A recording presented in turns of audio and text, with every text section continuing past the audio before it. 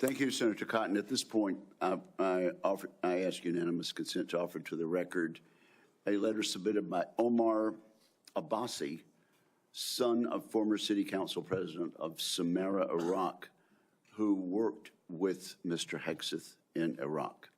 Without objection, that will be entered. Senator Gillibrand. Thank you, Mr. Chairman. Thank you, Mr. Hegseth. I do want to thank you for your service, and I want to thank you for your willingness to serve in this capacity. Thank you, Senator. I have many concerns about your record, and particularly your public statements, because they are so hurtful to the men and women who are currently serving in the U.S. military, harmful to morale, harmful to good order and discipline. If you are saying that women shouldn't be serving in the military, and I'm going to read you your quotes, because the quotes themselves are terrible. You will have to change how you see women to do this job well, and I don't know if you are capable of that. So I want to press on these issues that my colleague Jean Shaheen brought up, because she said it so well.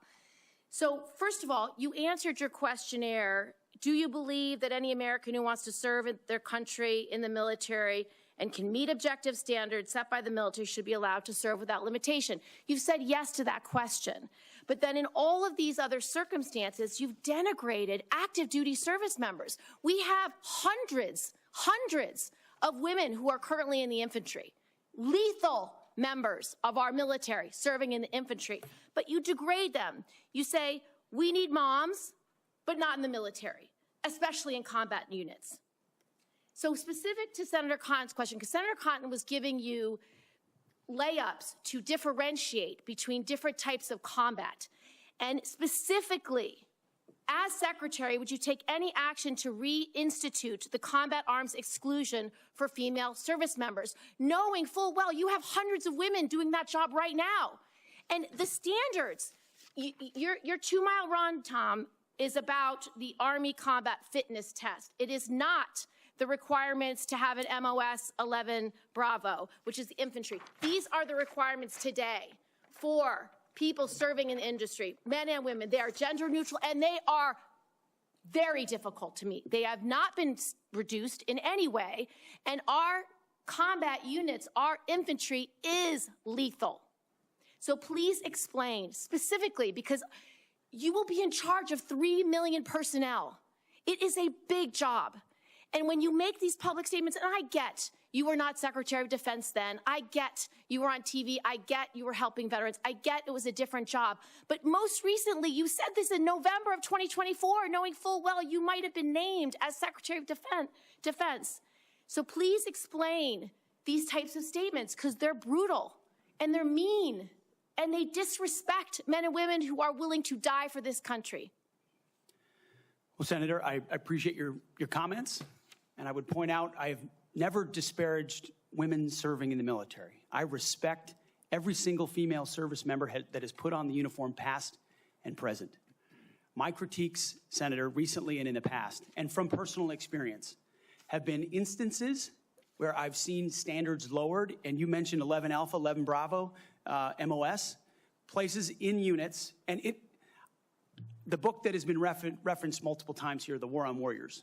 I spent months talking to active duty service members, men and women, low ranks, high ranks, combat arms and not combat arms. And what each and every one of them told me, and which personal instances have shown me, is that in ways direct, indirect, overt, and subtle, standards have been changed inside infantry training units, ranger school, infantry battalions, to ensure that commanders meet... Give me one example. Please give me an example. I get you're making these generalized statements. Commanders meet quotas to have a certain number of female infantry officers or infantry enlisted, and that disparages those women who are incredibly capable of meeting that standard. Infantry. Commanders do not have to have a quota for women in the infantry. That does not exist. It does not exist. And your statements are creating the impression that these exist, because they do not. There are not quotas. We want the most lethal force. But I'm telling you, having been here for 15 years, listening to testimony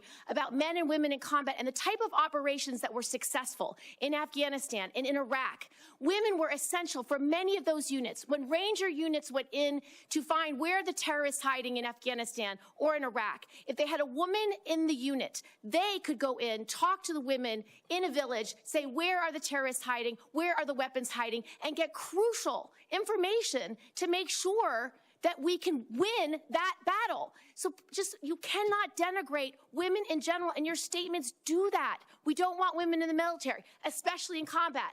What a terrible statement. So please, do not deny that you've made those statements. You have. We take the responsibility of standards very seriously, and we will work with you. I'm equally distressed you would not meet with me before this hearing. We could have covered all of this before you came here, so I could get to the 15 other questions that I want to get to. So women you have denigrated. You have also denigrated members of the LGBTQ community. Did you know that when Don't Ask, Don't Tell was in place, we lost so many crucial personnel, over 1,000 in mission-critical areas. We lost 10% of all our foreign language speakers because of a political policy. You said in your statement, you don't want politics in the DOD. Everything you've said in these public statements is politics. I don't want women. I don't want moms. What's wrong with a mom, by the way? Once you have babies, you therefore are no longer able to be lethal. I mean, you're basically saying women, after they have children, can't ever serve in the military in a combat role. It's a silly thing to say. It's a silly thing to say, beneath the position that you are aspiring to. To denigrate LGBTQ service members is a mistake. If you are a sharpshooter, you're as lethal regardless of what your gender identity is, regardless of who you love. So please know this to be a true statement. So you say it was a political thing. You say it undermined us, social engineering. I don't know why someone having to publicly say or not publicly say who they love is social engineering. I think having that policy in the first place was highly problematic. And as you said in your statement, do you agree anybody should be able to serve in the military if they meet the standards?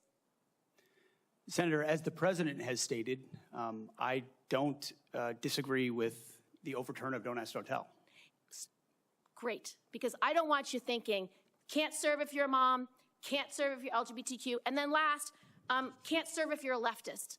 The statements you said about people who have views differently than you, that we're the enemy, are you saying that 50% of the DOD, if they hold liberal views or leftist views or are Democrats, are not welcome in the military? Are you saying that? Senator, I volunteered to deploy to Afghanistan under Democrat President Barack Obama.